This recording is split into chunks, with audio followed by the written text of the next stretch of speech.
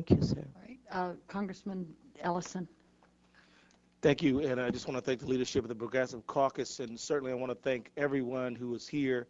My first question is this. There's this sort of assumption, this base level assumption when you go out and you talk to folks and when you talk to people around here, that if there was a precipitous or a quick withdrawal from Iraq, that it would lead to more chaos than exists today, and that you also hear, as a corollary to that, that that's why we have to somehow stay until we quote unquote win. Could you all address that assumption squarely, that somehow we are the glue holding Iraqi society together? Yeah, I'd like to answer that. What's that? Yeah, I'd like to answer that, since I was a member of the Iraq Enterprise Institute, which contrived the surge, and I was vehemently against. What did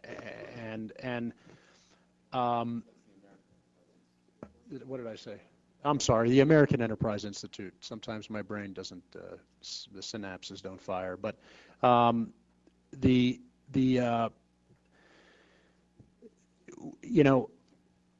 there's a misconception that staying in Iraq is vital to our national security interests, and that a precipitous withdrawal, as you mentioned, Congressman, will lead to further chaos both in Iraq and in the Middle East. First of all, that's an assumption.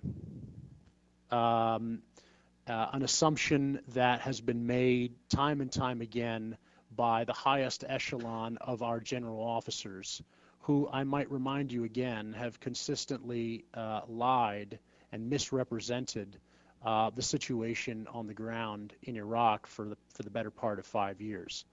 That having been said,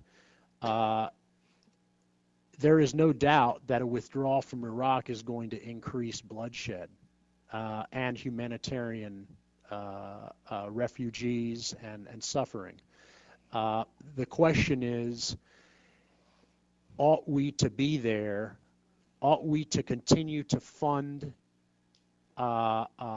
billions of dollars of American taxpayer dollars toward an endeavor with no clearly defined end state for an unknown period of time?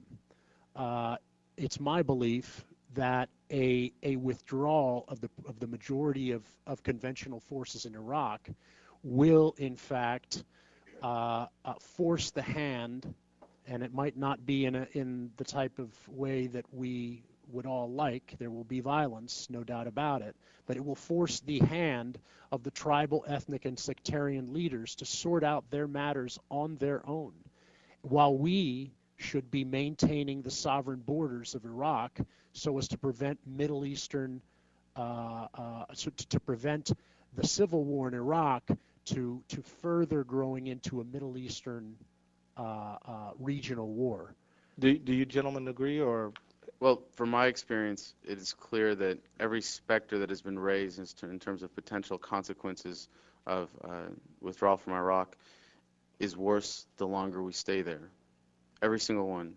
Most notably, the follow us home argument, because the more enemies we make over there, which we are making every day, the more there will be to follow us home.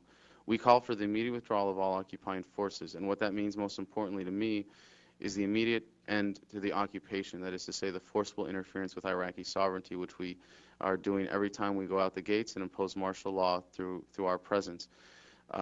But we also advocate reparations for the Iraqi people and recognize that we do have an obligation to the country of Iraq, and that a continued diplomatic presence there in order to ensure that that leads to the kind of rule of law and stability and prosperity that the Iraqi people deserve is ensured. If I had more time, I'd want to explore it deeper, but I have to jump to my next question. You know, one of the recurrent themes we hear today is that, you know, Iran is somehow playing a role in Iraq that might justify U.S. intervention against Iran. And that concerns me because, you know, we've been hearing about IEDs, things like you've been hearing it too, I'm sure. Am I right? You've been hearing it too, right? But my question is, you know, help me understand the Iraqi-Iranian relationship, because I just saw on March 3rd, Mr. Ahmadinejad get welcomed pretty in a pretty friendly manner into Iraq. And so, how can we maintain that Iran is playing this pernicious role in Iraq, and yet Iraq, being a sovereign country, seems to want to have international relations with Iran? I'm just having trouble understanding this situation. I can only testify that I saw absolutely no evidence of any Iranian involvement while I was there, although it was 2004. But it's very interesting to note that the Iraqi government, backed by the United States, was unable to negotiate a settlement to the recent violence in southern Iraq, but that the Iranians were. And what we don't notice when we say that Ahmadinejad was greeted and welcomed enthusiastically in Baghdad, the President of the United States flies in under the cover of darkness with no prior announcement and only under secrecy. Well, Adam, the President does, and all of us do too. I've been in Iraq, and when I got there, we took off in a C-130 from Kuwait, and when they had evasive maneuver, I'm not claiming some Hillary Clinton type thing, but Wonderful. they had us going in sort of an angle, so that all for the purpose of protection. So we're sneaking in and out of there, and he goes right in there. Last question I have, because I know we got to move on. Contractors. Okay, that's not my good last question. Here's my last question. What does things like Abu Ghraib and other abuses that have been described, what does that do to the average Iraqi who may not hold any animus toward the United States or U.S. soldiers, but after their cousin, uncle, or aunt or wife has been abused or outraged, what does that do to them? And what does it do to your security? That's an excellent question. When you meet an Iraqi teenage male on the street, you're not meeting your average American male. You're meeting an Iraqi male who's experienced a conflict, an occupation that has been going on for the past 5 years in his homeland, in his neighborhood, in his streets, in his schools. So when you meet these people on the streets, you're meeting people that, they know what's up. They know, exactly what, the Marine Air Wing is capable of. They know exactly what, our prisons systems are like. They know exactly what our responses are going to be to gunfire, mortar fire, sniper attacks, etc. And they're doing it, and they're doing it good. They're doing it consistently, and they're trying to continue this resistance. And this active resistance is not going to end until we are actually out of that country. I served, I was manning a checkpoint, or running a checkpoint at the Civil Military Operations Center when the Abu Ghraib scandal broke, and had to go out the next day and face crowds of Iraqi people. And for us, it felt as though we had been betrayed by the policy that resulted in that scandal occurring the way it had, and that was the environment that we were facing. That the new challenge that I had that day was to go out and still convince the Iraqi people that we were there to help them. But Congressman, to answer briefly your point about Iran, there's no doubt about it that Iran has influence in Iraq. Okay, Muqtada al-Sadr and Abdulaziz al-Hakam from the Supreme Islamic Iraqi Council, he met with George Bush not too long ago here in the White House.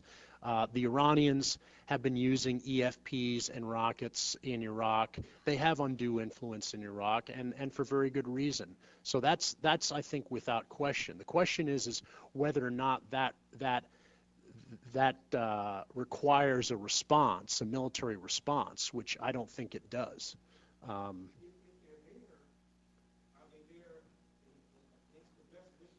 The wishes of the al-Maliki government, or are they there at the invitation of the al-Maliki government? Are they there with the knowledge of the al-Maliki government? That's the problem. If Iraq is a sovereign country and they have diplomatic relations with another country next door, that's kind of their prerogative, right? So then how then do we take a position that we're threatening war against Iran because they're in Iraq at the invitation of the government, or am I all wrong? Congressman, we're going to leave that as a rhetorical question. You aren't all wrong. And thank you. You are not all wrong.